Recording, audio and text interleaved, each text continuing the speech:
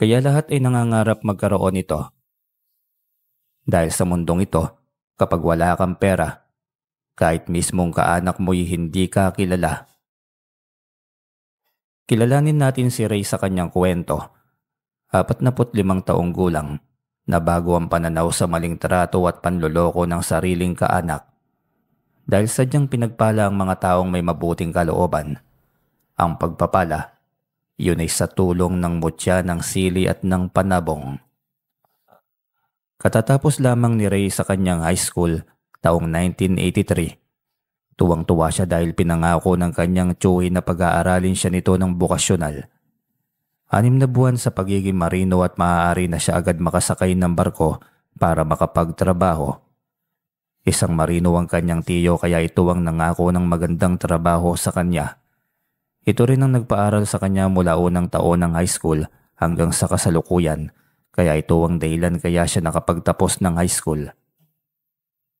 Ang galing, Ray, mataas ang nakuha mong marka. Binabati kita. Ngayon ay matutupad mo na ang pangarap mong maging isang marino. Masayang bati ng kanyang tiyo Aldo. Salamat po, Tiyo Aldo. Hindi magiging posible ang pangarap ko kung hindi dahil po sa inyo, sa tulong po ninyo lahat.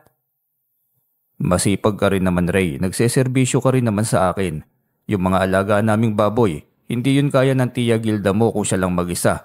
Kaya salamat din sa iyo. Oo nga pala, tapusin mo yung pagiging marino kahit bokasyonal lang. Sayang, malaki ang sahod ng isang marino. Opo, Tiyo. Gustong-gusto ko talagang maging kagaya mo eh. Baka ikaw pa nga makatulong sa magulang mo, Ray. Malaking bagay ang may ahon sila sa hirap. Kagaya ko, tignan mo ang lola Solidad mo. Ang lolo Goryo mo, matiwasay na ang buhay ngayon. Pabakasyon-bakasyon na lamang. Oo nga po, Tiyo. Kaya mag-aaral talaga ako ng pagiging marino lalo't nariyan ka at handang tumulong sa akin. Sabik na sana siyang tahakin ng landas ng kanyang tiyo Aldo, kaso'y biglang dumating ang kanyang ina. Ang buong akala niya'y dadalo lamang ng seremonya ng kanyang pagtatapos. Naku, Nay, nahuli yata kayo ng dating tapos na ang seremonya eh. Heto, Nay, ang medalya ko nakuha. Tuwang wika niya sa kanyang nanay Dolor. Ang husay naman anak, pasensya na ha. Medyo marami ng suki ang ate Ella mo sa inuupahan niyang tindahan ngayon, kaya tanghali na akong nakalabas. Ayos lang po yun, Nay. Hindi ka naman dapat na mag-abala pa na pumunta rito eh. Siyempre kailangan ko ring bigyan ng panahon. Pero ang totoo niyan eh, pinakukuha ka sa akin ng ate Ella mo. Po? Bakit po, Nay? Tulungan mo muna daw siya sa kanyang tindahan. Kapag kukuha pa siya ng taong sasahuran ay sayang ang pera. Itutulong pa natin yon sa 7 kapatid mo na nag-aaral. Eh, Nay, mag-aaral pa po ako ng seaman eh. Si Tiyo Aldo po ang magpapaaral sa akin. Saka siya rin po ang magpapasok sa akin sa kanilang kumpanya. Anak, unahin na muna nating tulungan ng kapatid mo. Sayang kasi, alam mo namang mga babae ang mga kapatid mo. Naiisa ka lang lalaki. Tulungan mo muna sila hanggang magkolehiyo. Paano naman ako, Nay? Lalaki ako dapat ang magtatapos eh. Kawawa naman ang magiging asawa ko sa huli. Tutulungan ka naman daw ng ate Ella mo eh, sabi niya sa akin. Wala siyang magawa kundi ang sundin ang hiling ng ina kahit mabigat sa kanyang loob. Hinintay niyang bumalik ang tiyo Aldo niya, may dala itong pangmerienda at nagulat ito sa presensya ng kanyang ina. Pinagtapat niya dito ang lahat at ito naman ay dismayado.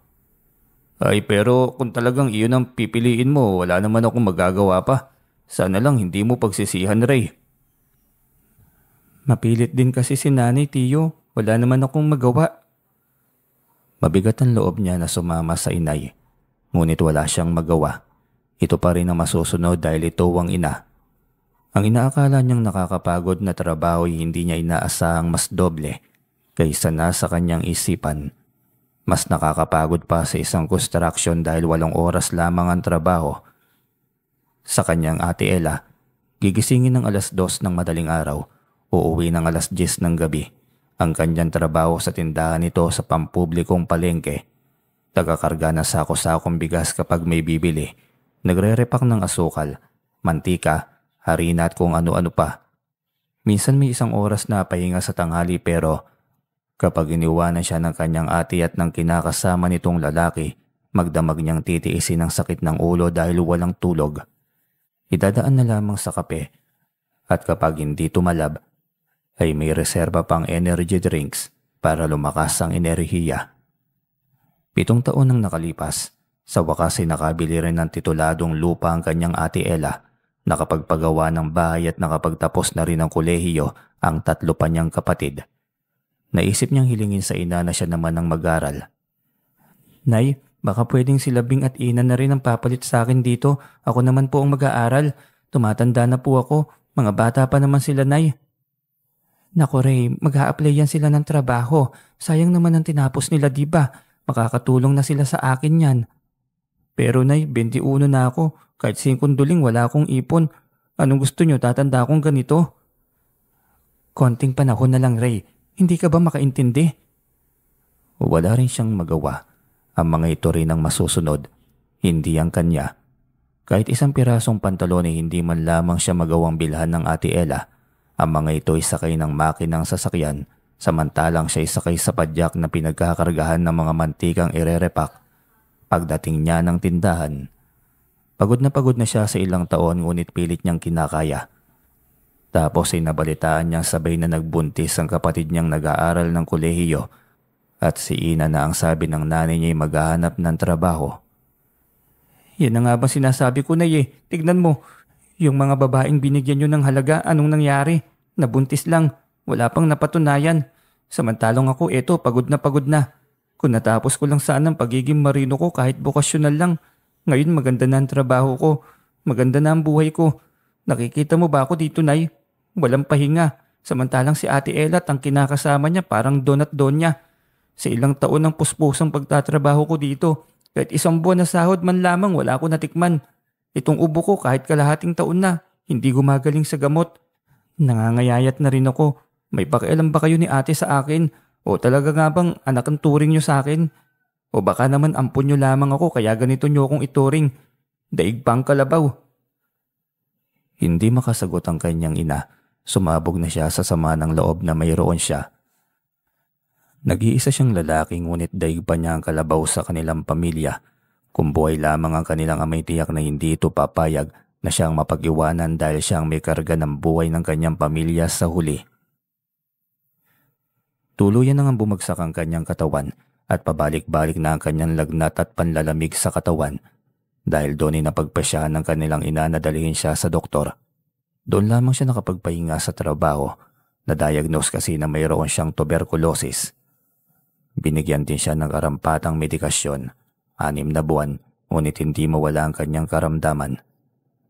Kailangan pang ulitin ang pag-inom niya ng gamot sa loob ng 6 na buwang muli hanggang sa makitaan ng bukol ang kanyang baga. Lumapit na siya sa isang albularyo, ito ang tumulong sa kanya na mapagaling siya dahil gusto pa niyang kumanda ang kanyang buhay at patutunayan niya yon sa kanyang pamilya na ang trato sa kanya ay isang kalabaw. Ikaw may mabuti kang puso. Sadyang ginagawang utu-utu lang na sarili mong pamilya.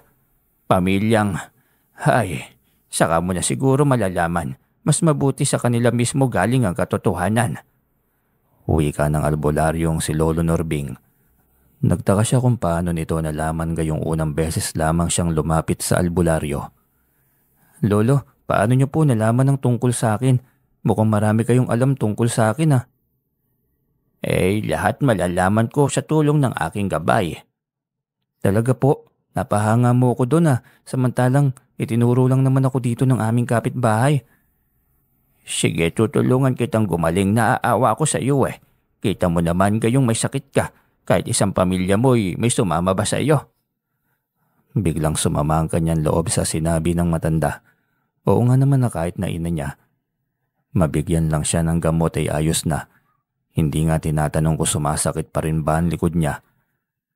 Halos 1 dekada na siyang naging kalabaw. Walang sahod tapos ngayon 1 taon siyang nakaratay dahil sa sakit. Tingin sa kanya ay wala ng silbi. Hindi ko rin maintindihan may pamilya rin palang ganito Titiisin ka.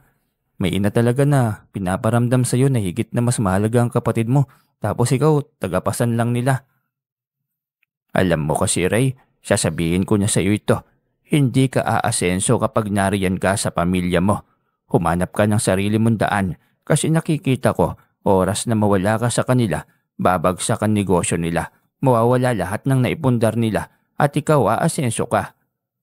Paano ko aasenso nito, Lolo? May sakit na nga ako, wala pa akong pinag-aralan.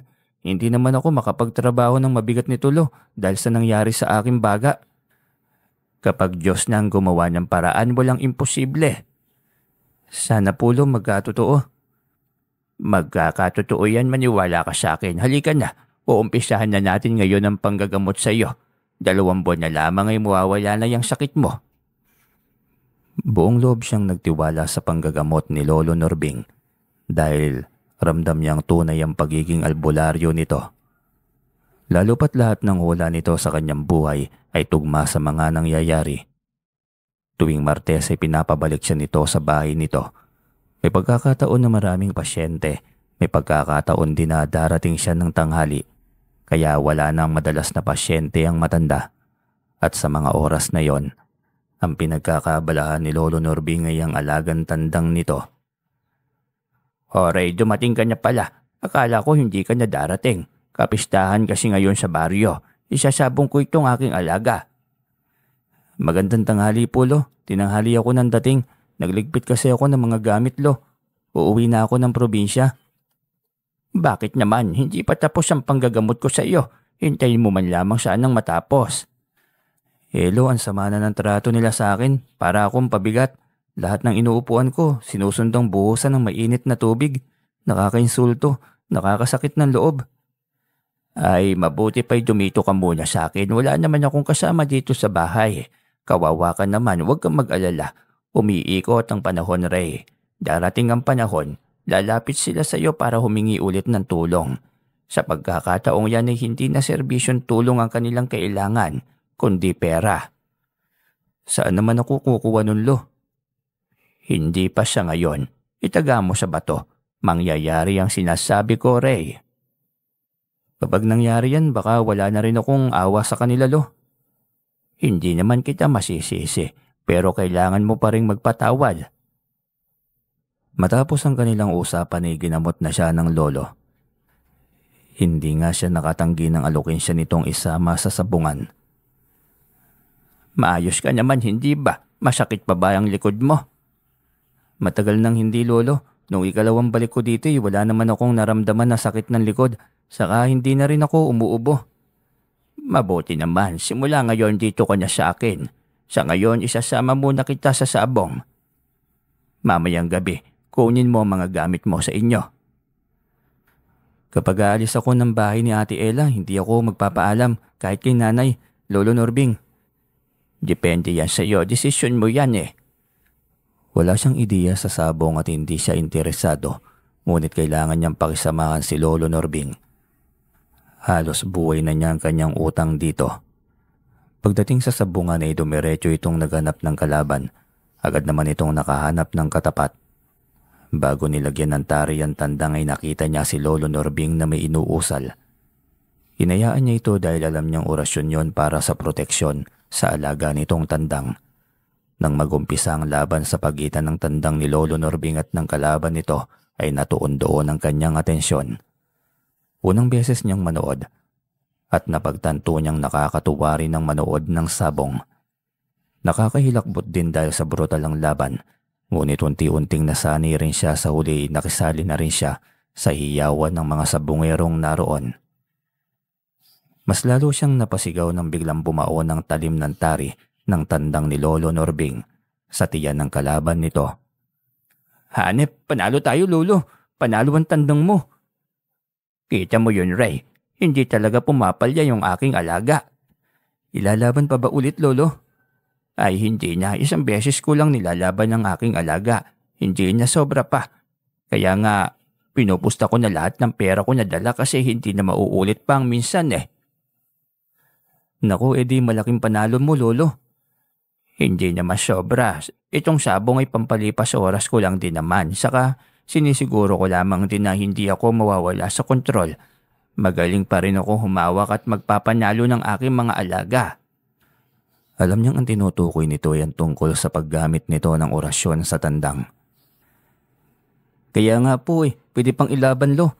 Hindi nga nabawasan ng lakas oh. Hindi na Ray kasi iba kasi ang gamit ko. Buti sana kung may mutya. Ano pong mutya lo?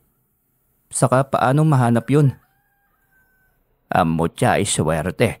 Isa siyang karunungang galing sa kalikasan. Kusang nagpapakita sa isang nilalang na karapat-dapat na mabigyan.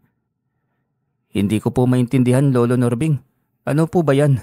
Anong itsura niyan? Ngayon ko lang kasi narinig yung ganyang bagay Para din niyang anting-anting Ray. Hayaan mo. Sa susunod kapag may nakita akong tao na may tangang bertudes ay ituturo ko agad sa iyo. Malalaman ko yan kasi malakas ang pakiramdam ko. Isa sa mga gamit ko sa panggagamot ko sa mga tao. Sige po Lolo, iyang mutya, paano ko yan hahanapin? Kailangan lamang ay mabusisi ka. Sa kalikasan naman iyang mga bertud. Lahat ay may bertud Ray. Ang kaso ay iilan lamang din ang binibiyayaan. Kahit ako na isang albularyo, nakadepende lamang din sa orasyon. Wala akong anting-anting o mutya. Aklat ng lihim na karunungan ay meron ako. Ang galing pa rin Lolo, pero sana kahit mutya man lamang ay meron din ako. Humiling ka ng tapat sa ama. Malay mo, saka halimbawang may makaharap kang tandang na may bertudes sa pagsasabong. Sumpain mo, magdala ka lagi ng isang maliit na botel ng asin. Ibulong mo ng 10 beses ang pagpapawalang bisa ng mutya ng iyong katapat. Doon itiyak ng pagiging talunan ng kalaban.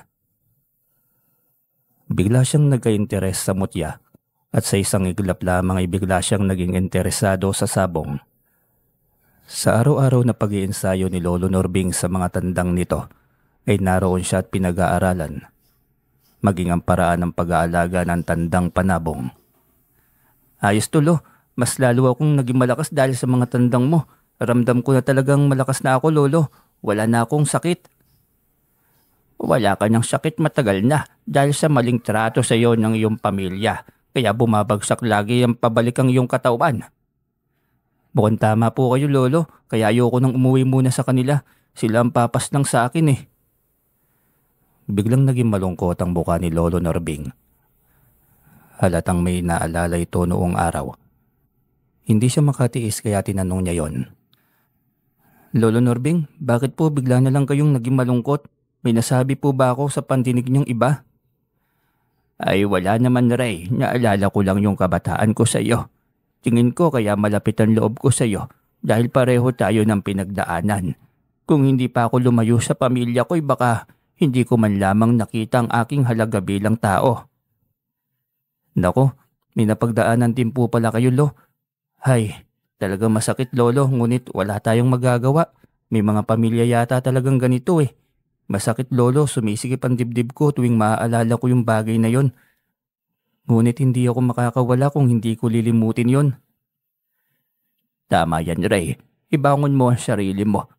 Magsumikap ka para sa iyong sarili. Si Lolo Norbing ang naging kasangga niya sa kanyang pag-uumpisa sa buhay. Ito ang tumutulong sa kanya. Hanggang sa tuluyan na niyang niyakap ang buhay. Malayo sa totoo niyang pamilya.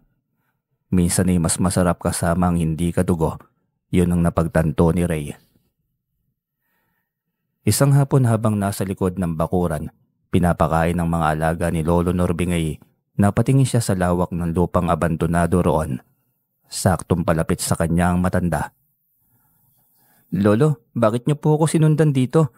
Tapos niyo na po bang gamutin ang huling pasyente ninyo? Ay oo Ray, sabi ko niya nandito ka na naman sa likod ng bahay Pinapakain ko lang po yung mga alaga niyo Lo. Hapon na kasi. Oo nga pala Lo, kanino pong bakanting lupain itong sa harapan natin? Ay akin pa ito. Hindi ko nga lang inaalagaan kasi paano ba naman? Naging abala na ako sa panggagamot. Mataba sana ang lupa dito Pwede ko kayang pagtamnan Lo. Ilalako ko pambibili ng bigas at ulam natin para naman may ginagawa ko dito Lolo. Palagi na lamang ako nakatunganga sa mga ginagawa nyo. Sana man lamang may mapaglibangan din akong gawin. Ay ang tanong dyan kaya mo ba? Kaya mo na ba? O mukhang tumataba ka naman na ngayon Ray. Hindi gaya ng unang dating mo dito. Parang isang ihip lamang ng maliit na hangin ay matutumba ka na eh. Oo naman po lolo, magaan lang to. Ehersisyo nga lang to lolo eh. Ang mahalaga may tinatrabaho ako. Ay sige kung yan ang gusto mo.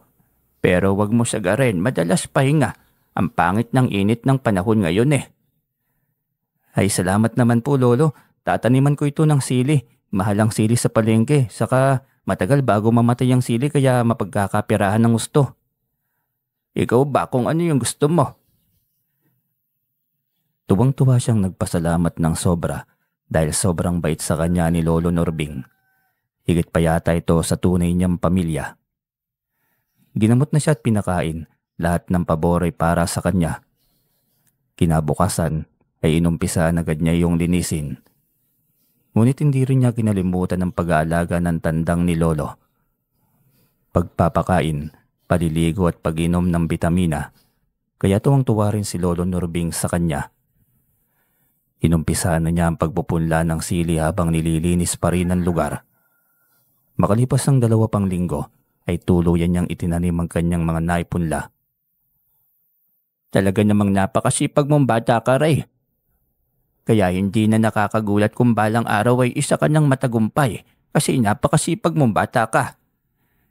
Sanay po ako sa mga trabaho, Lolo. Kaya kahit saan ako ilagay, walang problema. Huwag kang mag-alala, ang iyong kasipagan ay magbubunga. Kung ano lang po ang ibibigay ng Panginoon sa akin, Lo, wala po akong hihilingin sa kanya na sobra. Kalusugan at maiahon ko lang ang bawat araw ko sa mundong ito, ayos na ako eh. Hindi yan, Ray. Bata ka pa kaya mangarap ka ng mataas. Samahan mo ng pagpupursige. Salamat po, Lolo. Salamat sa mga payo mo sa akin at pagpapalakas ng loob. Oo naman. Ako yung mag-isa at wala ring pamilya, kaya naiintindihan ko ang panig mo. Kung interesado ka sa panggagamot, tuturuan kita, Ray. Sakaling para rin sa iyo ang panggagamot na ito. Sa ngayon, Lolo, hindi ko pa nakikita yung sarili ko sa ganyang bagay. Pero hindi ko naman isasara ang posibilidad. Pwede naman yun, di ba, Lo? Tumango ang matanda at sinabing maghihintay lamang ito sa kanyang desisyon. Nang hapong yun ay muli niyang isinama si Lolo Norbing sa sabungan. Pang-4 na sabong na yun nakasakasama niya si Lolo. Pang-4 na baryo, hindi ginawang bisyo ng matanda ang sabong. Lagi lamang itong nakisama sa unang araw ng pintakasi sa baryo. Unang araw ng kapistahan na nakagawian na nitong laging gawin sa karatig baryo at sa mga sityo. Kaya kilala ito at respetadong albularyo ng mga karatig baryo. Tiyak na naman ang panalo nito, Lolo. Sanay na ako mag-uwi lagi ng bihag, Lolo eh. Uwi ka niya habang papunta sila ng sabungan. 1:00 yon ng hapon. Hindi ko naman pinangangalandakan na magaling akong sabungero, Ray. Talang lahat eh, dahil pa rin sa nasa itaas. Walang atin dito sa mundong ito. Lahat ay hiram. Lahat. Kaya ka binibiyayaan ng ganyang karunungan, Lolo, kasi hindi ka mayabang. Hanga talaga ako sa iyo, Lo. Napakatalino pa. Kung may gusto man akong tularan sa huli, ikaw malamang yun, Lo. Dahil wala naman talagang dapat ipagyabang sa mundong ito, kahit ang buhay natin. Hindi natin alam kung hanggang kailan lang tayo sa mundong ito, kaya mainam na habang nabubuhay tayo ay gumawa tayo ng kabutihan. Mawawala man tayo sa mundong ito, maraming kabutihang bagay ang maaalala sa atin ng mga tao. Kahit dekada na tayong wala sa mundo, tiyak akong gugunitain pa rin ng mga tao ang ating kabutihang gawa sa panahong nabubuhay pa tayo. Mahabang pangaral ng matanda. Habang tumatagal siya sa teritoryo ng matanda, ay maraming bagay pa siyang natututunan. Mas pipiliin na niyang samahan si Lolo Norbing hanggang sa huling hininga nito kaysa sa sarili niyang kadugo. Sa sabungan, halos pahirapan ng makahanap ng pupusta sa kabilang panig.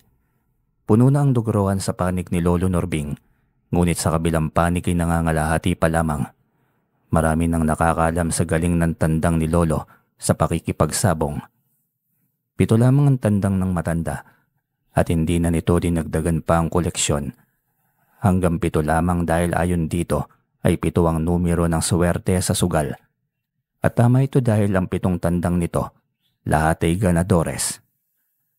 Pagkalapag pa lang sa ruweda ay sinalubong na agad ng tandang ni Lolo Norbing ang kalaban. Mabuti na lamang at nakailag ang kalaban. Dahil kung wala'y isang salpukan lamang bagsak agad, nalipat ang pwesto ng dalawang tandang kaya naging tensyonado si Lolo Norbing. Nasa panig niya ang orasyon ng proteksyon ng kanyang alaga kaya mabilis niyang inihipan at tinanggal ang harang na orasyon. Mainam ng patas, kaysa mas protekta nito ang hindi nito tandang. Buo nitong ibinigay ang tiwala sa alaga nito. Ilang sandali pa'y patuloy pa rin ang paglipat-lipat ng pwesto ng dalawa. Pareho ang mga itong magaling sa laban, kaya kahit si Ray ay napapahiyaw tuwing sabay nalilipad ang dalawang tandang at sa taas ang mga ito magsasalpukan. Ano ba naman yan, Lolo? Kinabahan naman ako. Parehong magaling eh. Huwag kang kabahan, magaling ang alaga ko at buo ang tiwala kung kaya niyang talunin yung kalaban. Matalino lahat ng alaga ko, Ray, kaya alam kong makakahanap siya ng paraan kung paano ito mananalo. Bigla na nga lamang bumulagta ang tandang ng kalaban sa isang salpok lamang ng kanyang alaga. Kita mo ba yun, Ray? Sabi ko naman sa iyo eh, matalino itong aking tandang. Ang galing mo talaga, Lolo Norbing. Hanga talaga ako sa iyo. Ikaw lang talagang kakilala kong sabongero na hindi pa natatalo ang tandang kahit minsan. Ay hindi naman sa ganon. Biniyayaan lamang din ng lihim na karunungan. Pinag-aaralan ng matagal na panahon. Kaya nga kahanga-hanga, Lolo. Sa iba-ibang pagkakataon tayo binibigyan ng biyaya ng ama. Malay mo ang sayo ay sasabong rin at may ibibigay na mutya sa iyo ang kalikasan. O di kaya'y pwede kong ituro sa iyo ang lihim na karunungang mayroon ako. Mukhang hindi ko kakayanin, Lolo.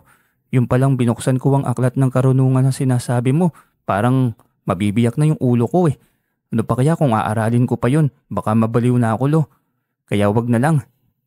Ayos na itong ganito, aaralin ko na lamang muna ang paraan ng pagsasabong at pag-aalaga ng tandang. Uwi ka niya sa matanda. Pag-uwi nila sa hapong yon ay diretso agad siya sa kanyang mga pananim. Ilang buwan na lamang ay mamumulaklak na rin ito. Pagkatapos niya itong diligan ay pinakain na niya ang mga alagang tandang ni Lolo. Sakto ring may dumating na pasyente dito. Kaya alam niyang hindi na ito maalagaan pa ng matanda. Isa pa'y nasanay na rin ito na siyang nag-aalaga ng mga tandang. Hanga rin siya sa matanda dahil 89 na pero malakas pa rin. Nag-alala nga lamang siya dito dahil madalas itong binabangungot. Ayos lamang sana kung lagi niyang magigisnan.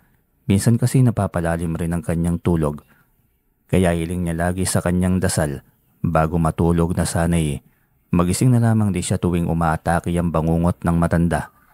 Marahil ay dahil sa sobrang katandaan na nito kaya inaatake ng bangungot. Pagkatapos niyang gawin lahat ng gawain ay tapos na ring manggamot ang matanda. Lolo, wala na pong pasyente. Maaari na siguro tayong maghapunan. Ay oo, mukhang pagod na rin kasi ako eh. Ang bango ng luto mong adobong bihag kanina. Nagutom ako ng gusto. Pinasarap ko talaga yan, Lo, kasi alam kong pagod ka na. Ay, sobrang nagpapasalamat ako na kilala kita, Ray. Pakiramdam ko'y nagkaroon na ako ng katuwang simula nang dumating ka. Hindi rin ako tuluyang gumaling kung hindi dahil sa iyo, Lolo. Mula sa sakit sa puso at mula sa totoong sakit na mayroon ako. Ay, wag mo niyang ipaalala sa sarili mo. Baka maiyak ka pa. Hayan ka niya naman. Kalimutan mo na nga lamang ang bagay na yan. Hindi na mangyayaring masasaktan pa ako, Lolo. Nagising na ako sa katotohanan. Tapos na ang pagiging utu-utu ko. Mabuti naman kung ganon. Talaga nga naman yung pamilya mo, ano. Hindi ka man lamang naisipang hanapin. Kahit inamoy, wala man lamang. Ayos lang, Lolo. Tanggap ko na po. Mga kapatid ko lang na babae ang mahalaga sa kanya eh. Siguro kasi, Lo, iniisip niya na sa pagtanda niya ay mga babae lamang ang mag-aalaga sa kanya. Kaya wala siyang pagpapahalaga sa akin. Pilit na iniba ni Lolo Norbing ang kanilang usapan. Ito man ay dismayado sa ugali ng kanyang ina at ng mga kapatid niya. Ngunit pilit nitong pinapaintindi sa kanya ang kahalagahan ng pamilya. Mahalaga nga ba? Depende siguro. Makalipas pang ilang buwan, tuluyan ang naging hitik sa bunga ang kanyang mga pananim na sili. At sa umagang yun ay pipitasin na niya ang unang bunga upang may lako sa palengke. Tansya niya'y aabot yun ng kalahating sako o higit pa. Sabik na rin siyang may lako yon. Isang kakatuwang bunga napansin niyang nasa gitna ng puno, 3 beses na maliit kaysa ibang sili. Sinliit ng Bisayang sili na sobrang anghang, kumikinang ito sa sobrang pula at hinog, ngunit nagtaka siya dahil matigas yon. Hindi niya yun inilakip sa kanyang inani, bago sa inilagay niya yon sa kanyang bulsa. Minadali niya ang pag-ani nang sa ganon ay maihatid na niya ito sa palengke. Pagkatapos niyang anihin ay nagpaalam na siya kay Lolo Norbing na ilako ang ani niyang sili. Nangako siyang babalik agad dahil may nakausap na siyang tindera at ito ang kukuha ng lahat ng kanyang mga inani. Wala pang gabi ay nakakuha na siya ng 3,000 piso. Bumili agad siya ng maraming bigas at isda para sa kanilang maglolo. Pilit niyang ibinigay sa matandang 1,000, ngunit ayaw nitong tanggapin yon. Sige na po lolo, unang ani pa lang naman ito eh. Marami pang susunod, kaya tiyak ako marami pa akong maibibigay sa inyo. Ay hindi na Ray, sa'yo na yan, itago mo na lamang. Magagamit mo yan pagdating ng araw. Lolo, marami pa akong kikitain, unang ani pa lang ito eh. Saka sige na, tanggapin mo na. Alam ko naman na marami ka pang kikitain, kaya nga itago mo na lamang yan para may maipon ka. Si lolo talaga. Hindi salamat na lang dito lo, ayaw mo kasing tanggapin eh. Oo nga pala lo, may nakuha akong kakaibang sili, tignan mo ito oh. Dinukot niya mula sa kanyang bulsa ang isang maliit at matigas na sili na hinog na napitas niya. Itinaas iyon at pinakita sa matanda. Ano bang mayroon dyan? Lolo, ito lang sa lahat ang naiiba sa nakuha ko. Para siyang bato, matigas pero kumikinang. Parang laruan eh, pero may kabigatan ng kaunti. Ray, nadali mo. Para sa iyo talaga yan. Binigyan ka ng kalikasan. Ano pong ibig niyong sabihin lo? Ano pong nadali? Ang mutya ng sili, Ray. Ibinigay sa iyo ng kalikasan. Talaga po lolo, mutya ito ng sili. Oo, at malaki ang may tutulong nito sa iyong buhay. Tiyak akong magiging sunod-sunod na ang pagbabago ng buhay mo. Hindi ko po alam kung anong mararamdaman ko ngayon, lolo. Talaga bang akin ito? Talagang mutya itong hawak-hawak ko ngayon? Oo nga, kaya itago mo yan. Ang ganyang mutya hindi na kailangan ng ritual. Pero lagi mo siyang ilagay sa isang mangkok ng gatas. Bawat buwan, iyon ang pagkain niya. Ang pampabisa sa bertod na mayroon siya. Alam niyo po bang kakaiba sa pakiramdam habang tangan ko ang mutya ko? Normal yan dahil nadagdagan ng natural na enerhiya mo sa enerhiya ng taglay na mutya na tangan mo. E di lalakas ako nito, lolo. Suwerte sa sabong ang mutya ng sili, Ray. Kaya kung ako sa iyo ipasukin mo na rin ang pagsasabong. Hindi kita tinuturoang magbisyo. Ang paghawak mo ng mutya ay isang kasiguraduhan na wala kang talo sa larangang ito. Ilagay mo lamang ang puso mo at pananalig sa tangan mong mutya. Magtiwala ka at tiyak akong magiging magandang kahihinatnatan ng buhay mo, Ray. Tumango siya at nagpasalamat sa matanda. Ito marahil ang simula ng kanyang pagbangon. Sabik siya umpisahan ng buhay na tingin niya inilaan para sa kanya. Ngunit kung kailan naman naramdam na niya ang simula ng kanyang kapalaran ay siya ring pagbagsak ng katawan ni Lolo Norbing. Ang mabuti pa siguro, lolo, itigil mo na yung panggagamot mo. Kayang-kaya mo nga silang gamutin pero paano naman po yung sarili mo? Mahinang-mahina ka na. Napapadalas pa ang pagkakaroon mo ng bangungot. Oo nga, Ray eh. Wala man lamang akong napasahan ng kaalaman kong ito. Baka naman pwede mong tanggapin ang alok ko, Ray. Kawawa ang mga susunod na henerasyon. Lulukohin lamang ng mga huwad na manggagamot. Natatakot kasi ako, lolo. Baka mabaliw ako eh. Hindi mo pa naman kasi naaaral. Kaya sumakit ang ulo mo noong binuksan mo ang aklat dahil walang pahintulot iyon sa gabay. May uusalin ka pang Latin. Dapat, bago mo buksan ito. Ganun pala yun, lolo. Napabuga siya ng hangin. Iniisip muna niya ang mga posibilidad. Ang kainat-natan at kung ano pang magiging epekto sa kanya kung papasukin niya ang panggagamot. Ngunit kung hindi siya papayag, pakiramdam din niya'y makasarili siya. Kaya binuo niya ang kanyang loob pinagbuklod ang puso at diwa. Tatanggapin niya ang alok ni Lolo Norbing. Nagulat siya dahil ang buong akala niya ay sobrang hirap aralin ng bagay na yon. Ngunit 2 linggo pa lamang ay natutunan na niya kagad ang panggagamot. Kaya maging ang matanda ay sobrang natuwa. Nagsisimula na siyang manggamot. Tuwing hahanapin sa kanya si Lolo Norbing ay tinuturo niya ito sa loob, nakaratay at nangihina. Maging siya nagtataka kung bakit wala man lang siyang nakilala kahit isang kaanak ni Lolo Norbing sa lugar. Ayaw din naman ni Lolo Norbing na pag-usapan ang tungkol sa pamilya nito. Ngunit isang gabing naghihingalo na ito masyado ay nagulat siya sa napakaraming mga yabag ng kabayo at halinghing ng mga ito galing sa labas ng bahay. Maghahating gabi iyon, napilitan na siyang tanungin si Lolo Norbing sa tunay nitong pagkatao. Wala na rin itong inilihim pa sa kanya. Sila talaga ang tunay kong pamilya. Iyon ang totoo. Silang tunay mong pamilya? Sino po, Lolo? Halinghing naman ng maraming kabayo ang naririnig ko sa labas eh. Anong pamilya mo po, kabayo, Lolo? Ang mga tikbalang. Sila ang tunay kong pamilya. Sinusundo na nila ako. Bata pa lamang ako nang mamatay ang aking inay. Pero bago siya mamatay ay pinagtapat niya sa akin na ang aking ama ay isang tikbalang. Ibinigay niya sa akin ang hibla ng buhok ng aking ama. 10 taon ako nang maglakas ako ng loob na kausapin ng aking ama. Siya ang nagbigay sa akin ng kapangyarihan para manggamot. Pinapili niya ako noon, yaman o kapangyarihan. Pinili ko ang kapangyarihan. Ano naman ang gagawin ko sa yaman? Makasarili yon. Samantalang kung kapangyarihan ay magagamit ko pa yun sa panggagamot. Bata pa lamang ako ay pagtulong na sa kapwa ang aking misyon. Bago ko pa nga nakilala ang aking ama, grabing maltrato nang napagdaanan ko sa akin lola at mga tiya-tiyo ko. Anak daw kasi ako ng halimaw at hindi nila ako matatanggap. Kaya ako lumayo upang walang kahit na sino man ang makakilala sa akin. Hindi na rin ako nagbalak pang mag-asawa. Pagtulong sa kapwa, iyon lang talaga ang aking misyon sa buhay. Ngayon ay huling hininga ko na. Iiwan ko sa iyo ang hibla ng buhok ng aking ama. Siya ang magiging gabay mo sa panggagamot, Ray. Tutulungan ka niya. Sa mahabang kwento ni Lolo Norbing ay naging tulala siya at naging tahimik. Ang hirap paniwalaan. Hindi niya alam kung totoong maniniwala siya. Hanggang sa unti-unting tinubuan ng buntot si Lolo Norbing. Naging matigas ang apakan nito.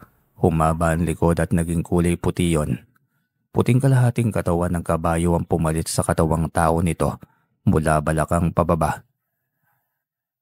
Ang mahaba nitong buhok at bigote ay nagpantay sa ilalim ng dibdib nito.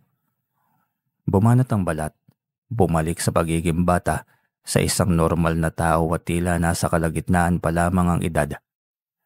Lolo Norbing, naging tikbalang ka po. Saka bumata ang mukha mo, Lolo. Isa kang puting tikbalang. Katulad na kayo ng iyong ama, Lolo Norbing. Hindi ako makapaniwala. Akala ko'y mamamatay na ako. Pero heto, naging immortal ako, Ray. Ang galing, totoo pala talagang mga tikbalang. Dati kwento lang yan sa akin eh. Maligaya ako ngayong makakasama na kita sa aking mundo, anak. Anak kong dugong mortal. Uwi ka ng isang tikbalang mula sa kanilang likuran. Nagulat si Ray nang makita ito. Ikaw ang ama ni Lolo Norbing? Ang astig naman, mas bata ka pang pakinggan kaysa kay Lolo. Ang boses mo'y parang sa binata. Samantalang kay Lolo'y uugod-ugod na ang boses.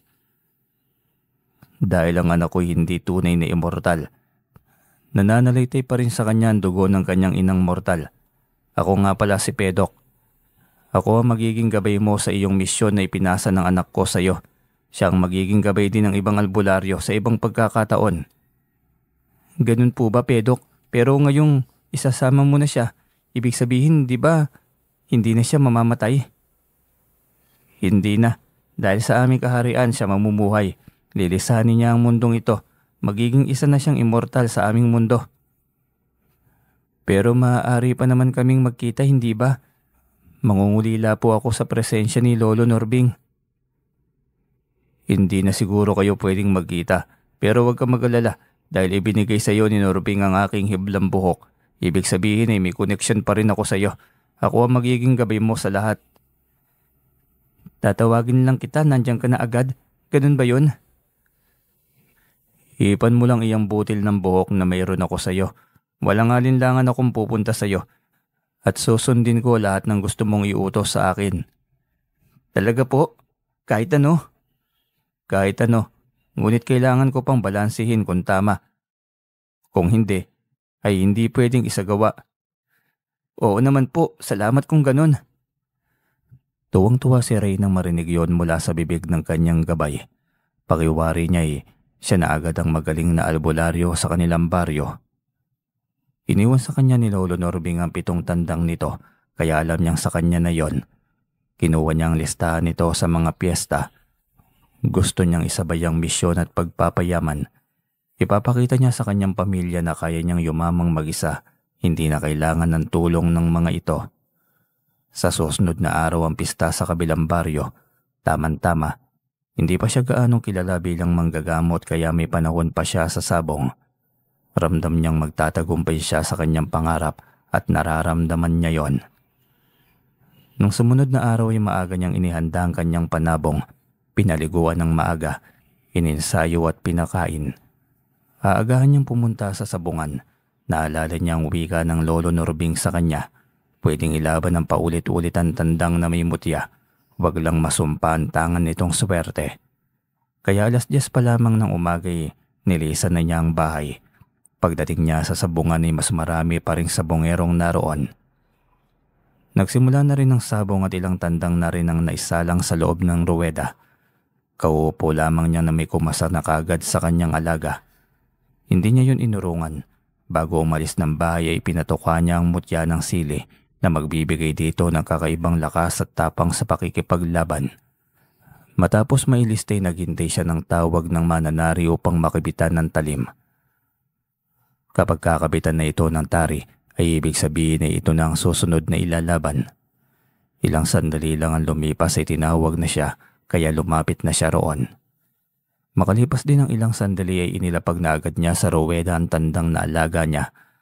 At ilang sandali pa ay sinundan din ito ng kalaban. Tagaktak ang kanyang mga pawis.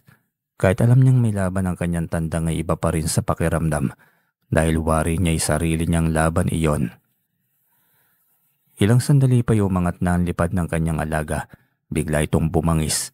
Sinugod nito ng sinugod ang kalabang tandang. Napayaw na rin siya habang nakatingin sa napakatapang niyang tandang. Sige pa, alaga ko. Tapusin mong laban. Utos niya sa kanyang alaga. Hindi niya alam kung naiintindihan nga ba nito. Pero tingin niya naiintindihan nga nito dahil hindi nito tinigilan ang tandang ng kalaban hanggang sa bumao ng tari nito sa dibdib ng kalaban. Hindi maaari. Hindi matatalo itong tandang ko. Galit na sigaw ng kalaban. Hindi nito matanggap na natalo ang tandang niya ng kanyang alaga. Natalo na kaya pasensyahan tayo. Ganyan talaga sa larong sabong. Magaling at ganadores yung tandang ko. Paano natalo ng alaga mo? Anong gusto mong ipalabas na nandaya ako? Tignan mo nga, malinaw ang naging laban . Parang lalabas na siya sa kanyang balat dahil wari niya ay inaakusahan siya nito ng bagay na hindi niya ginawa. Para walang gulo ay susuriin natin ang tandang na ito. Uwi ka naman ng sentensyador. Sabay dakip ng kanyang tandang. Binusisi ang lahat ngunit wala namang nakikitang bagay na pwedeng basihan ng pandaraya. Wala naman, malinis. Talagang dihado ang tandang nyo, Totoy. Natalo ng tandang nitong baguhan na sabongero, kaya tanggapin mo na lamang ang pagkatalo. Inabot po ng sentensyador sa mananari ang kanyang tandang upang kalasan ng tari. Oy, teka lang po, huwag niyo po munang kalasan ng tari, ilalaban ko pa po ulit yan. Mamaya mo na pakabitan muli. Gusto mo bang mapilayan yan tandang mo? Ay, may nakahanay pang lalaban . Kunin mo na lamang muna ang iyong bihag at maghanap ka dyan ng pwedeng katapat. Kapag may kakasa, ililista na agad sa hanay para alam din natin kung kailan ikakabit ang tari. Ganun po pala yun. Akala ko hindi nakakalasin hanggang sa mailaban muli. Ay, hindi pwede. Posibleng ikatalo ng iyong alaga yon. Bukod sa mabigat sa paa nila ito'y matigas din. Nahihirapan silang gumalaw. Sige po, maghihintay na lamang po ako kung sinong gustong kakasa sa hamon ng aking tandang. Ganyan dapat, matapang. Nakangising wika ng mananari. Sa araw na yun ay 3 tandang ang nakaharap ng kanyang alaga at lahat yun ay naipanalo niya. Ngunit hindi niya akalaing pag-iinitan siya ng isa sa kanyang naging kalaban at hindi niya inaasahan na isa pala yung bagong retirado na sundalo. Kaya matapang at hindi nito matanggap na natalo ang kanyang tandang ng alaga nito. Alam mo ba na sa dami ng panalo nitong tandang ko, hindi ko matanggap na ikaw nakakasulpot lamang dito sa baryo ang makakatalo sa aking alaga. Pasensya na po kayo, hindi rin po kita kilala. At kung natalo ko man ng tandang mo, paumanhin. Dahil nandito talaga kami ng tandang ko at hangad ng manalo. Hindi mo ako kilala. Ako lang naman ay isang retiradong kernel ng isang batalyong sundalo. At kahit dito sa sabungan ay ginagalang ako. Ako si Colonel Raul. Ngayon, kilala mo na ba ako? Sige po, tatandaan ko na lamang po, Boss Raul. Pasensya na po. Uwi ka niya sabay talikod. Bastos ka. Wag na wag mo akong tatalikuran habang kinakausap kita. Pasensya na po, Boss Raul. Nakalimutan ko palang magpaalam. Paalam po, Boss Raul. Wag mo akong iniinsulto. Ibalik mo sa akin ang tandang na naging bihag mo. Saka 5,000 panalo mo galing sa akin. Ayon nang hindi pwede. Abay naglaban naman tayo ng tama sa harap ng sentensyador, hindi ba? Wag naman po kayong mandaya. Naturingan pa naman kayong isang bayani ng bayan. Panindigan nyo naman po ang pagiging bayani ninyo. Ibang usapan yun kaya wag mong isali dito ang titulo ko. Kayo mismo nagpakilala eh. Sana hindi na lamang po kayo nagpakilala. Piloso po ka. Gusto mo yatang makatikim sa akin.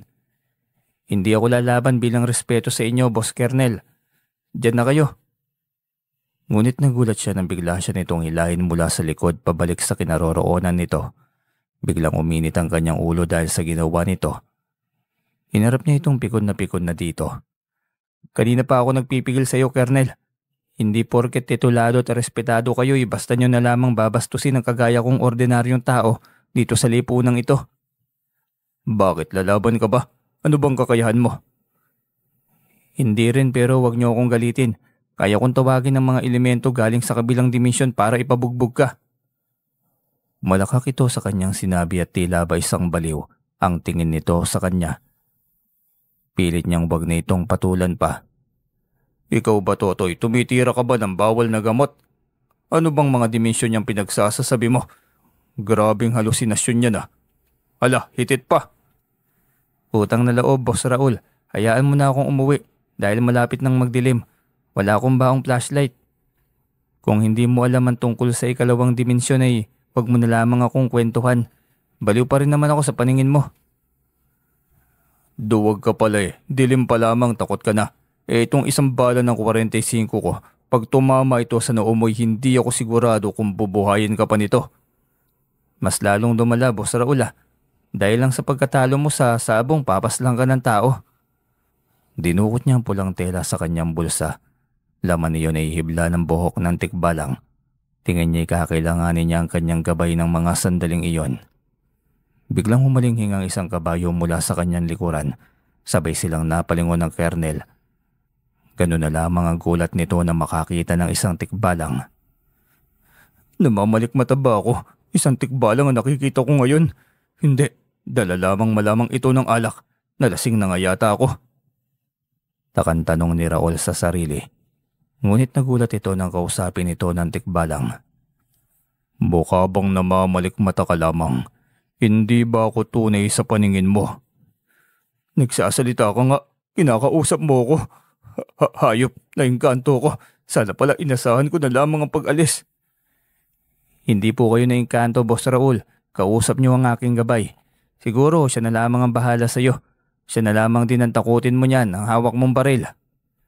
Pagkauwi ka niya, diretso niya itong iniwan at umuwi na ng bahay. Hindi may paliwanag na sayang nararamdaman niya ng mga sandaling yon. Binilang niya ang kanyang pera. Sa unang araw ng piyesta ay nagkaroon agad siya ng 30,000.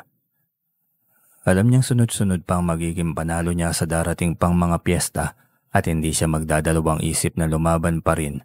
Hindi lamang ito tungkol sa sabong, tungkol na ito sa kanyang pangarap na may angat ang sarili.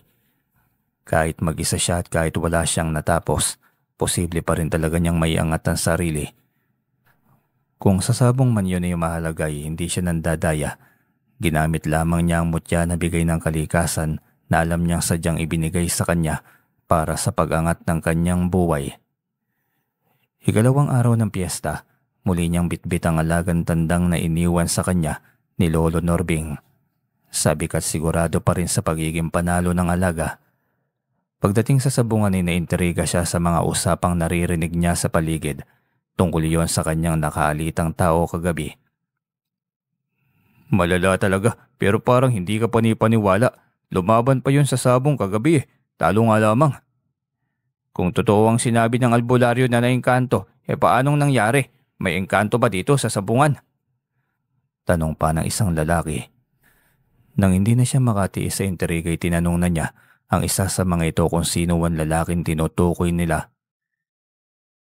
Sino po ba yung lalaking tinutukoy niyong naengkanto kagabi dito sa baryo? Saka totoo po bang engkanto? Nakita niyo po ba mismo?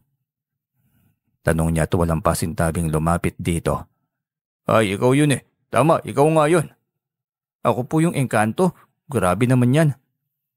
Gulat at kinabahan niyang tanong. Ay, sandali. Ibig niyo bang sabihin ay ako ang salarin? Hindi, ikaw yung sabongero na kaaway ni Colonel kagabi, hindi ba? Tama ako. Ay, ako nga po. Bakit po ba? Nako, alam mo bang bigla na lamang nawala sa katinuan yon? Ang sabi ng iba'y baka di matanggap ang pagkatalo. Ang sabi naman ng albularyo ay naengkanto raw. Tumango lamang siya at walang reaksyon sa naging daldal ng dalawang sabongero. Wala na siyang magawa pa. Nadisiplina na ito ng tikbalang na ama ni Lolo Norbing. Tahimik na lamang siyang humanay. Muli na naman siyang lalaban para sa kanyang pangarap. Hindi lamang ito tungkol sa sabong at pagsusugal. Gaya ng palagi niyang paalala sa kanyang sarili. Sa araw na iyon ay hindi niya inaasahan na makakaharap niya ang isang Bertudes. Isang sabongero na may tangan na mutya ng langka. Itinuro yun ni Lolo Norbing sa kanya kung paano niya malalaman ang isang taong may tangang mutya. Hindi lamang sa pananaw binuksan ng kanyang lihim na karunungan, kundi maging sa pangamoy din. Amoy na niya agad ang bango ng langka sa loob ng ruweda. Alam niyang siya lamang ang nakakaamoy ng bagay na yon. Yari ng alaga ako, mukhang nakahanap tayo ngayon ng katapat. Bertudes na tandang. Laban sa Bertudes ring tandang. Hindi, kailangan sumpain ko ang Bertud na tangan ng tandang na yan. Biglang sumagi sa kanyang isipan ang dating kuwento ng lolo. Mabuti na lamang at alerto siya at may dala laging butil ng asin. Dahil iyon sa naging kuwento ni Lolo Norbing na pangkontra sa kalaban. Inusal niya ng 10 beses ang orasyon at inihip yun sa butil ng asin. Pagkatapos ay pasimple niya itong ipinitik patungo sa kinaroroonan ng kalabang tandang.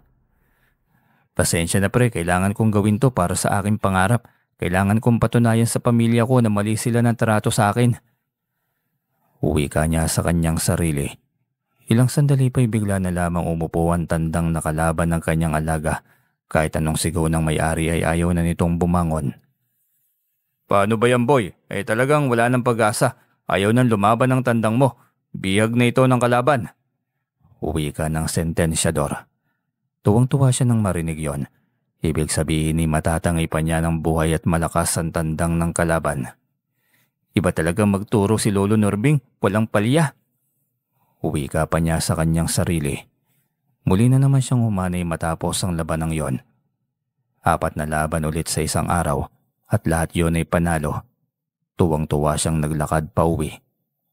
Pasensya na Lolo Norbing, inaraw-araw ko na. Minsan lang naman kasi may piyesta sa bawat baryo, sayang naman. Saka madalang lang naman ng mga taong nagtitiwala sa akin sa panggagamot. Hayaan mo lo, balang araw makikilala rin ako. At kapag dumating yung araw na yun, pagtutuunan ko talaga ng pansin ang panggagamot. Dahil alam ko na iyon ang ikakatuwa mo. Mahabang litanya niya habang naglalakad pa uwi ng bahay. Lumipas ang 5 taon, hindi na niya namalayang malayo na ang kanyang narating sa panggagamot. Ang dami ng pumipila sa ipinatayo niyang kapilya.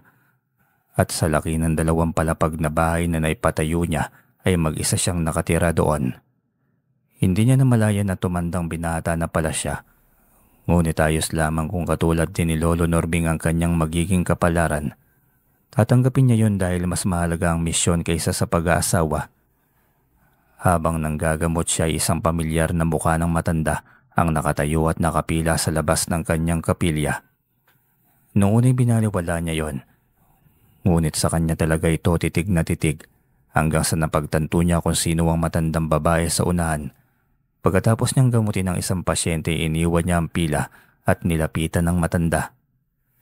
"Sabi ko na, ikaw yan, Nay eh." "Anak, ang tagal mong hindi nagparamdam." "Huwag ako, Nay. Alam kong alam niyong nandito ako. Mataas lang talaga ang garbo niyo sa sarili." "Anak, alam kong may hinanakit ka sa amin ng mga kapatid mo." "Malaki, Nay. Malaking malaki. Siguro naman hindi mo na kailangang itanong pa." "Anak, patawarin mo ko. Patawarin mo kami. Ang ate Ella mo nalugi ang negosyo niya. Si Ina na-depress kasi iniwan niyang asawa. Yung isa mong kapatid may cancer. Hindi ko alam ang gagawin ko, Ray. Ikaw na lang ang malalapitan ko ngayon." "Ang galing, Nay, no? Ang galing-galing. Kasi kapag problema ako malalapitan. Tapos pag ako nangangailangan, ang tingin niyo sa akin, pabigat, hindi ba? Ikaw mismo na nanay ko. Ultimo, inuupuan kong sopa, pinapaliguan ng alkohol. O di kaya kumukulong tubig pagkatayo ko. Kulang na lamang isabihin niyo sa akin noon na pabigat ako sa buhay. Gayong buong buhay ko, puro pagsiservisyo sa inyong lahat ang naging papel ko. Kung sa pag-aaral ko mula elementarya hanggang high school, wala naman kayong maisumbat sa akin siguro, hindi ba?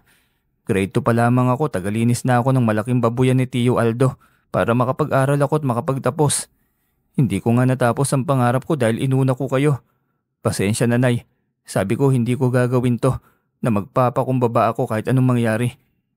Hindi ko pala kaya. Ang sakit ng ginawa niyo sa akin, Nay. Ngayon ko pa nga lang napapansin, buong buhay naman pala ako nagdusa kasama ninyo. Itinuring niyo ba akong anak, Nay? Ang mga kapatid ko ba? Tinuring din ba nila akong kapatid?" Hindi na napigil ang mga luhang umagos sa mga mata ni Ray. Ang mga pasyenteng naroon sa kanila'y nakatingin. Hindi niya inaasahan na darating ang araw na ito. Gusto niyang magtimpi at gusto niyang magpatawad, pero hindi niya kaya. Hindi pala siya santo. Hindi siya Diyos na ganoon lang kadaling magpatawad. Matapos ang lahat ng pinagdaanan niyang paghihirap, tinuloy niya ang kanyang panggagamot dahil iyon ang kailangan. Pinauwi niya ang kanyang ina, bitbit ang malaking halaga. Gaya ng inaasahan niya, ang lawak ng mga palad nito. Hindi nga nagpasalamat noong umalis, kaya hindi siya sigurado kung tunay ang paghingi nito ng tawad kanina o baka napilitan lamang din. O baka nakalimutan lamang nitong magpasalamat. Ngunit imposible. Sa laki ng halagang inabot niya, imposibleng makalimutan nito ang salitang salamat. Marami ang nagpayo sa kanya, ngunit hindi niya muna pinapakinggan ng mga payo. Magulo pa ang kanyang isipan. Patuloy pa rin siya sa kanyang misyon araw-araw. Habang tumatagal ay padami pa ng padami ang mga pasyenteng nakapila sa kanyang kapilya. Hindi niya yon inasahan. Mas marami pa ito kaysa noon kay Lolo Norbing. Ngunit hindi siya nagrereklamo. Lahat ito'y alam niyang misyon niyang dapat tuparin. Paggabi na nang matapos ang kanyang panggagamot, wala ng pasyente kaya isinara niya ang kanyang kapilya. Mukhang hindi na siya matutuloy sa pagsasabong sa kabilang baryo. Sa susunod na araw, mukhang araw-araw nang dinadagsa ng maraming pasyente ang kanyang pamilya. At ito lamang ang dapat niyang unahin gaya ng pangako niya kay Lolo Norbing. Matapos may sara ang kapilya ay may dumulog na tricycle. Si Ate Ella niya yon. Ayos sana niyang harapin kaso'y papalapit na ito sa kanya. "Kumusta ka dito, Ray?" "Anong kailangan mo, Ate Ella?" "Ang yabang mo namang sumagot, porke ganyan na ngayon ang buhay mo." Napatawa na lamang siya at naiinis sa kaharap. Hindi niya alam kung saan sa tanong niya ang nakakayabang. "Tinatanong kita kung anong kailangan mo, kayabangan na pala yon. Hindi naman talaga kayo lalapit sa akin kung wala kayong kailangan, di ba? Diretsahan na lang tayo." "Mayabang ka na ngayon, Ray, porket mayroon ka na." "Etong mayroon ako. Tinutulong ko ito sa mga dapat at karapat dapat tulungan, hindi sa mga abusado. Ikaw, Ate Ella, anong naisip mo para sa kung anong meron ka ngayon?" "Wala na akong pera, wala na akong bahay at kotse. Kung pwede ngay makikituloy muna kami dito sa malaki mong bahay." "Doon ka tumuloy sa mga kapatid mong pinag-aral mo, Ate Ella. Tapos na akong tumulong sa'yo. Nakalimutan mo na ba? Ilang taon mo nga pala akong ginawang kalabaw. Ni 1,000, may inabot ka ba sa akin? Ultimo gamot ko sa sakit na nakuha ko sa pagtatrabaho sa tindahan mo nang halos walang pahinga. Gobyerno pang nagbigay. Pati sa gamutan ko ng mahigit 1 taon dahil paulit-ulit. Nakalibre ka pa rin. Saan napunta ang pera mo? Hindi makasagot sa kanya ang kanyang kapatid. Nasasaktan siya sa kanyang desisyon. Ngunit hindi uso ang pagiging martir sa kanya. Hindi siya gaganti. Ngunit hindi rin naman ang mga ito makakalapit sa kanya. Ayos nang magbigay siya ng tulong sa kanyang ina. Ngunit ang tumira ito sa bahay niya at maging pabigat niya, mas mainam na maganap na lamang siya ng mapapangasawa. Tiyak pang may mag-aalaga sa kanya tuwing magkakasakit siya. Umuwi ang kanyang kapatid na laylay ang balikat. Gayunpaman, buo na ang kanyang pasya. Walang kahit na sino sa mga kapatid niyang makakalapit pa sa kanya. Tapos na niyang tulungan ng mga ito at hindi na niya kailangan magpaabuso. Mas pipiliin niyang mag-alaga ng tandang kaysa sa mga kaanak niyang salbahe. Hindi rin niya winaglit ang mga pananim na sili sa kanyang likod bahay. Ang mga ito ang alaala ng kanyang pinagmulan.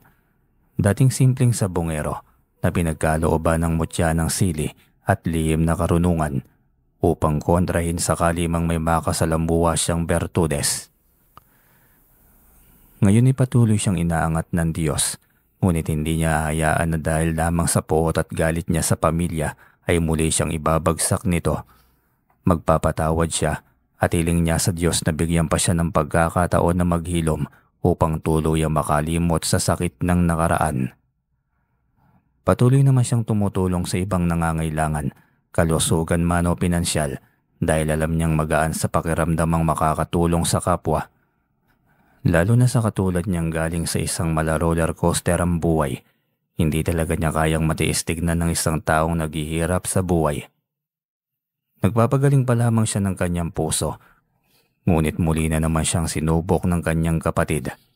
Martes iyon at magpapahinga na sana siya nang biglang halos bumaluktot sa sakit ang kanyang tiyan at ng kanyang ulo. Hindi niya maintindihan ngunit pakiwari niya ay parehong sakit lang iyon. Hanggang sa mapagtanto niya na kinukulam siya. Kanino ba ako nagkasala? Bakit ganito? Tanong niya sa kanyang sarili. Alam niyang wala siyang hinamak na tao. Pero bakit ginawa ito sa kanya? Sinubukan niyang alamin kung sino ang may gawa ng mga bagay na yon. Binuksan niya ang pandaman niya at ang kanyang diwa. Habang ipinigit niya ang kanyang mga mata, ay inutusan niyang pumasok kung sino man ang nilalang na nagpagawa sa kanya ng ritual ng mangkukulam. Nagulat siya nang magpakita ang mismong ate Ella niya. Kuyom ang kamay niya na mapagtanto niya yon. Ito pa ang may ganang gawan siya ng ganong bagay. Naghihintay siyang maghilom dahil balak niyang magpatawad. Ngunit heto at gusto na naman siyang bumagsak. Hindi lamang pagbagsak at balak pa siya nitong patayin. Hindi niya papayagan ang bagay na yon. Dinukot niya mula sa kanyang bulsa ang pulang tela na may hibla ng buhok ng isang tikbalang. Hinipan niya yun at ilang saglit pa'y bumungad na ang isang tikbalang sa kanyang harapan. Anong kailangan mo, Ray? Bakit hindi maipintay ang mukha mo? Pedok, pinakulam ako ng sarili kong kapatid. Alam mo kung paano kontrahin ang kulam, hindi ba? Gawin mo. Kung makakuha ka ng pagkakataon, paslangin mo yung mangkukulam na yan. Salot ang mga yan sa mundo. Mga itim na engkanto rin na nasa likod ng mga yan kung hindi mo pa alam. Kung ganun, hindi ko nabibigyan ng pagkakataon pa na mabuhay. Pero may isa akong hiling. Ano yun? Sabihin mo lang. Kung paano mo binigyan ng disiplina ang kernel na yun, ganun din sanang gawin mo sa kapatid kong si Ella, ang may gawa ng pangkukulam sa akin. Oo naman, walang problema. Puntahan mo na siya, Pedok. Ibigay mo ang karampatang parusa sa kanya. Nang sabihin niya yun ay biglang naglaho ito sa kanyang harapan. Agad din niyang pinuntahan ng kanyang isang alagang tandang. Kinuha niya ang isa sa mga ito at nilagay sa kanyang altar. Dito niya papapasukin ang kaluluwa ng mangkukulam upang puksain. Wala nang paligoy-ligoy pa. Agad niyang inusalan niyo ng Latin. Ilang sandali pa'y biglang nagwala ang tandang sa kanyang harapan. Hinawakan niya ito upang hindi mapatay ang kandila. Muli siyang umusal ng Latin. Malakas. Iyon ay upang masigurong mapupuksa niyang mangkukulam. Hindi na niya ito bibigyan pa ng pagkakataong makatakas. Isahang dasal iyon at ilang sandali pa'y biglang nakatulog ang tandang sa kanyang harapan. Ibig sabihin ay napaslang na niya ang mangkukulam. Kinabukasan ay maaga pa lamang ay bumungad na ang kanyang inang umiiyak at nagmamakaawa. Alam ko na yan, Nay. Tungkol na naman kay Ate Ella. Ihingi ka na naman ba ng tulong? Anak, maawa ka naman sa kapatid mo. Nabaliw na yata dahil sa dami ng kanyang pinagdaanang pagsubok. Bilib din naman ako sa inyo, Nay. Noong panahong halos mamatay na ako. Hindi ko nakita ang pag-aalala mong ganyan. Ngayon, ganyan ang nangyari sa Ate Ella. Parang nabaliw ka na rin. Alam mo ba kung ano ang ginawa niya sa akin? Kinulam niya ako. Hindi totoo yan. Mali ka ng pambibintang. Saan siya galing bago nangyari ang ganon sa kanya, Nay? Kay Lola Pasita. Kilala mong mangkukulam yun, hindi ba? Paano mo nalaman ng bagay na yan? Masyado niyo kasing minamaliit ang kaalaman ko, Nay. Kita mo na, pati ikaw alam mo pala ang balak ng ate sa akin. Hinayaan mo lang. Talagang hindi na kayo magbabago pa. Gusto ko sanang bigyan ng pagkakataon ng sarili kong magpatawad. Ngunit sa tingin ko hindi na talaga dapat. Hindi naman karapat dapat. Ang mabuti pa'y umalis na kayo, Nay. Wala kayong aasahan sa akin. Ang sama mo, Ray, samantalang hindi ka naman sana nabuhay kung hindi ka pinulot ng asawa ko noon. Simula pagkabata, wala talaga akong pakialam sa'yo. Malay ko kung anak ka pala ng maligno o isa ka palang tiyanak. Simula pagkabata mo, ang yumao kong asawang nag-alaga sa'yo pero wala kang utang na loob. Ngayon hindi mo magawang suklian ang utang mong buhay sa pamilya ko. Kaya naman pala isang kalabaw ang tingin nyo sa akin lahat. Salamat, Naya. Ngayon alam ko na ang totoo. Siguro naman may pagkakataon pa na maibigay ko sa akin tunay na pamilya ang karangyaan na dapat ay para sa kanila. Buti na lamang talaga hindi ako nagpadala sa peking paghingi nyo ng tawad. Sabi ko na kung ano ang tunay mong trato sa akin, yun talaga yun. 45 taong gulang na ako ngayon pero alam kong maliit ang mundo. Kaya mahanap ko rin ang tunay kong pamilya. Salamat sa katotohanan, Nay Dolor. Ngayon ay pwede nyo na akong iwan. Masaya pa rin ako dahil hindi ako nandito kung hindi niyo ako minaltrato noon. Masakit ang loob niyang sinundan ng tingin ng babaeng akala niya ay totoong nagluwal sa kanya. Hindi man lamang sumagi sa kanyang isipan noon na isa pala siyang ampon.